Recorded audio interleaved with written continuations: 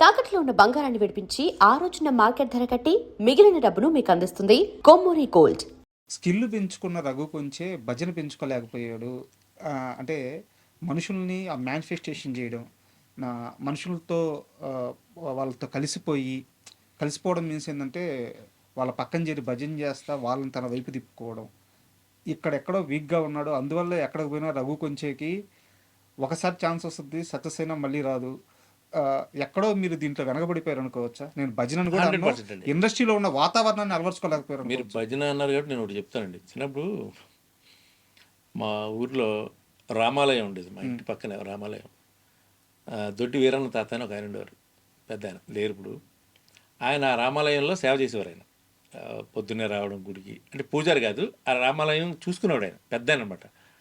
ప్రతిరోజు సాయంత్రం అక్కడ భజన కార్యక్రమం ఉండేది. నేను పాటలు పాడుతూ ఉండేవాడిని కదా. రోజున ఒరేయ్, రోజు వచ్చి ఇక్కడ కాసేపు భజన చేయరా అని ఉంటారు. అంటే బా నేనేం నేను చేయలేను, నాకు కొట్టడం రాదు, చిత్రలు కొట్టడం రాదు అవి. అంటే అలా కాదురా, భజన చేయడం అలవాటు చేసుకుంటే దేవుడి నుంచి నీకు దేవుడు నేను బాగా చూసుకుంటాడు, ఫ్యూచర్లో నువ్వు ఎవరికైనా భజన చేయడం కూడా ఉపయోగపడతారా ఈ భజన అనేవాడు. అయితే అదే నేర్చుకోవాలి ఉండాల్సింది. ఆ రోజు ఆ భజన చేయడం ఎందుకు నేర్చుకోలేదని ఇప్పటికి బాధపడుతూ ఉంటాను నేను. అంటే ఒకటండి, ఇప్పుడు మనం ఏదో నన్ను నేను నమ్ముకొని ఇండస్ట్రీకి వచ్చాను, ఓకే, నాకు ఫైన్. నాకు అవకాశం ఇచ్చిన వాడు నాకు దేవుడితో సమానం. నేను చూసారు కదా, ఎవరిని ఎప్పుడు ఇగ్నోర్ చేయను. నాకు ఒక లైఫ్లో చిన్న హెల్ప్ చేసినా నేను గుర్తుపెట్టుకుని మళ్ళీ దానికి నేను రిటర్న్ చేసేస్తాను. ఎప్పుడైనా సరే చేస్తాను, ఏదో టైంలో ఎప్పుడైనా నాకు అవకాశం కుదిరినప్పుడు. నేను ఎందుకు ఈ ప్రశ్న అంటే ఆడియన్స్కి తెలియాలి. మీరు ఇండస్ట్రీకి వచ్చినప్పుడు ఇండస్ట్రీలో మీ బ్యాచ్లో ది మోస్ట్ లగ్జరీ పర్సన్ మీరే. అంటే మీకున్న ఆ కృష్ణానగర్ పరిచయాల్లో యాంకర్స్ అసలు ఫస్ట్ కారు కొనుక్కుంది నేనే, మా television field most luxury person దీంట్లో. ఆ రోజు మీ మీ కార్ వెనకాలో లేకపోతే మీ బైక్ వెనకాలో ఎక్కి తిరిగిన వాళ్ళలో, లేదా మీ చేత పని చేయించుకున్న చిన్న టెక్నీషియన్స్లో పూరి జగన్నాథ్ గారు మిమ్మల్ని హీరోగా పెట్టి ఆయన కొన్ని షార్ట్ ఫిల్మ్స్ ఎపిసోడ్లో చేశారు. శ్రీను వైట్ల గారు మీరు స్టార్గా ఉన్నప్పుడు ఆయన అసిస్టెంట్ డైరెక్టర్ సంథింగ్. వివి వినాయక్ గారు, సాగర్ గారి దగ్గర వీళ్ళందరూ, డిపార్ట్మెంట్లో మన రవితేజ గారు, వీళ్ళందరూ రఘు కొంచెం స్టార్గా ఉన్నప్పుడు వీళ్ళందరూ కూడా అప్పుడప్పుడే లైఫ్లో ఎదగతా స్ట్రగుల్స్ ఫేజ్లో ఉన్నవాళ్ళు. మీకు కానీ నిజంగా ఆ పరిచయాన్ని క్యాష్ చేసుకోవడం కానీ వచ్చుంటే, చక్రి గారు కానీ మీకు కానీ చేత అయ్యుంటే ఈరోజు రఘు కొంచెం ఇంకో స్థాయిలో ఉండేవాడు. కరెక్ట్ అండి. అదే మనం వెళ్ళి చాలాసార్లు అబ్జర్వ్ చేశాను, ఇండస్ట్రీలో వెళ్ళి కూర్చోవాలి వాళ్ళతో. బేసిక్గా కూర్చోవాలి, రెగ్యులర్ టచ్లో ఉండాలి. ఎంత క్లోజ్ తెలిసిన వాళ్ళైనా సరే వాళ్ళకి ఒక టైం ఉంటుందండి. అంటే ఒక సపోజ్ ఒక యాక్టర్గా ఈ యాక్టర్స్ లిస్ట్ చేస్తున్న టైంలో, లేకపోతే ఈ సింగర్స్, వాళ్ళకి ఒక టైంలో ఆ టచ్లో ఉన్న వాళ్ళనే వాళ్ళు ప్రిఫరెన్సెస్ ఇవ్వగలుగుతారు. ఇప్పుడు నా మెంటాలిటీ ఎలా ఉంటుందంటే, నాకు వీళ్ళందరూ తెలిసిన వాళ్ళే, అందరూ తెలిసిన ఈ డైరెక్టర్స్ అందరూ. అప్పుడు నేను డబ్బింగ్ ఆర్టిస్ట్గా ఉన్నాను ఒక టైంలో, డబ్బింగ్ చెప్పేవాడిని. అది చెప్పినప్పుడు వీళ్ళంతా కో డైరెక్టర్స్, డైరెక్షన్ డిపార్ట్మెంట్లో ఉండేవారు. వీళ్ళందరూ చాలా క్లోజ్, భయ్యా అనేంత పరిచయం అందరితోనూ కూడా. కానీ ఏంటంటే తెలిసిన వాళ్ళని మనం 4 సార్లు అడిగి ఇబ్బంది పెట్టకూడదు.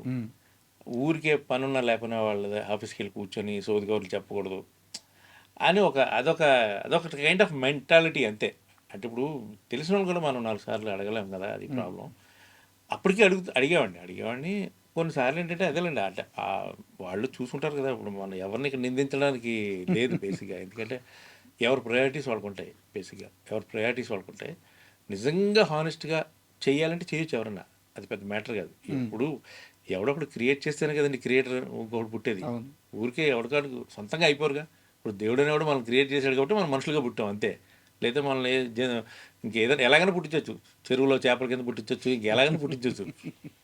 బట్ అలా నేను ఏమీ ఫాలో అప్ చేయకుండా హానెస్ట్గా సిన్సియర్గా వీడికి చేయాలి అని చేసిన వ్యక్తి పూరి జగన్నాథ్. ఎందుకంటే నేను మ్యూజిక్ డైరెక్టర్ని చెయ్యని నేనేమి అడగలేదు. సింగర్గా కూడా తనే, అరే నీతో పాడిస్తానని చెప్పి తను అదొక ఇష్టంతో చేశాడు. నన్ను ఇష్టంతో పాడించిన పాట అది. బాచిలో 5 పాటల్లో నీకు నచ్చిన పాట పాడుకో అంటే నేను లక్ష్మీ సాంగ్ సెలెక్ట్ చేసుకుని పాడా. తర్వాత కూడా 1-2 సినిమాలు ఏదో కొంచెం బ్రేక్ వచ్చింది నాకు, ఏది ఇట్లు శ్రావణ సుబ్రహ్మణ్యం అండ్ ఇంకో ఫిల్మ్. మళ్ళీ ఈడియట్లో మళ్ళీ నా చేత జై వీరంజన సాంగ్ పాడించి, దాన్ని ఫాలోడ్ బై శ్రీమణి, అమ్మా నాన్న తమిళ అమ్మాయి, నేనింతే. అంటే ఒక సింగర్గా నాకు ఒక ప్లాట్ఫామ్ క్రియేట్ చేయగలిగాడు తను బేసిక్గా. సార్ పూరి జగన్నాథ్ గారి ప్రస్తావన తీసుకొచ్చారు కాబట్టి ఒక సీరియస్ క్వశ్చన్. నాకు తెలిసి ఇప్పటిదాకా మిమ్మల్ని ఎవరు అడిగి ఉండరు, బట్ మీరు మనస్ఫూర్తిగా చెప్పాలి. పూరి జగన్నాథ్ గారు ఫైనాన్షియల్గా ఒక దగ్గర మోసపోయారు. ఆయన చుట్టూ ఒక లాబింగ్, ఒక ఒక కోటరీ వచ్చేసి ఆయన క్లోజ్ పర్సన్స్ కూడా అప్పుడు లోపలికి వెళ్ళలేని పరిస్థితి ఏర్పడిపోయింది. ఆయన చుట్టూ అలాంటి మనుషులు ఉన్నారు. బట్ పూరి దెబ్బ తినబోతున్నాడు, ఏదో పూరి ఆఫీస్లో ఏదో నడుస్తుంది అని కొంతమందికి తెలిసింది. ముందే ఊహించగలిగారు, ముందే తెలుసుకోగలిగారు. ఆ తెలుసుకున్న అతి కొద్ది మందిలో రఘు కుంచ కూడా ఒకరు. అవునా కదా? యా, ఇప్పుడు ఒకటండి, అతను అన్నీ తెలిసిన వ్యక్తి, విజ్ఞుడు బేసిక్గా.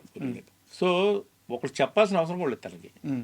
సో తను ఏంటంటే అంటే నమ్ముతాడు మనిషిని బేసిక్గా. తను అంటే తన మెంటాలిటీ ఎలాంటిదంటే, ఇప్పుడు నన్ను మ్యూజిక్ డైరెక్టర్ని చేశాడు, నేను మ్యూజిక్ డైరెక్టర్ని, సాంగ్ ఒకసారి వింటాడు, బాగుంది, ఫైన్, వదిలే, అయిపోయింది, బాగుందిరా పాట, అంతే, దాని జోలికి వెళ్ళడు. నా పనిలో ఏలు పెట్టాడు, నాకు ఇక్కడ ఫ్లూట్ కావాలి, అక్కడ వైలిన్ కావాలి, ఇవన్నీ చెప్పడు. అంటే ఆయన మెంటాలిటీ చెప్తున్నా, చెప్పడం తప్పని అట్లా చెప్తే ఇంకా మంచిది. కానీ తను ఏంటంటే ఒక ఒక టెక్నీషియన్ని, ఒక పర్సన్ని నమ్మాడు అంటే 100% వదిలేస్తాడు.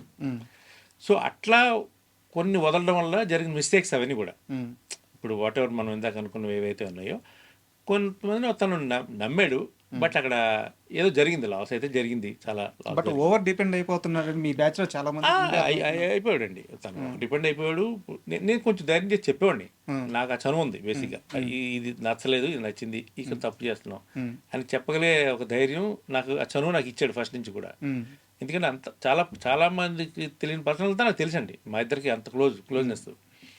ఆ రూమ్లో కూర్చొని మాట్లాడుకునేవాళ్ళు, అన్నీ కూడా ఎవ్రీథింగ్ మాట్లాడుకునేవాడు.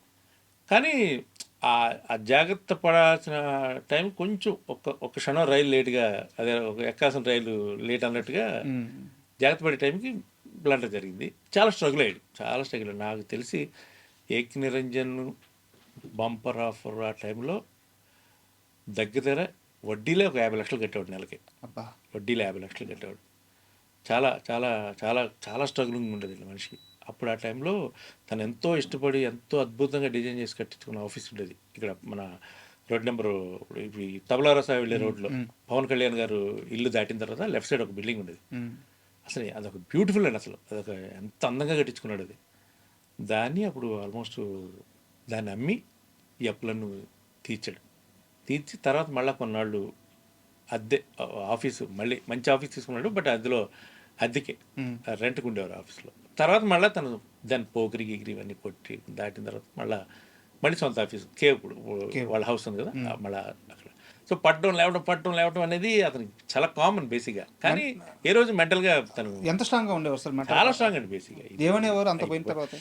అప్పుడు తన మెంటాలిటీ ఒకటేనండి, సినిమా రిలీజ్ అయింది, తను తీసింది, మధ్యాహ్నానికి టాక్ తెలుస్తుంది, సినిమా సూపర్ హిట్ అంట. ఎందుకంటే తన సినిమాలన్నీ వస్తే మార్నింగ్ షోకే వచ్చేసేవి టాక్, సూపర్ హిట్ అని చెప్పి, లేదా ఫ్లాప్ అని చెప్పేసేవారు. కొడితే కొద్దిగా అట్లా ఈ ఈడియట్ సినిమా నుంచి అదే వేవ్. తను పోకిరి కానీ మొత్తం కంప్లీట్గా ఇదేంటది,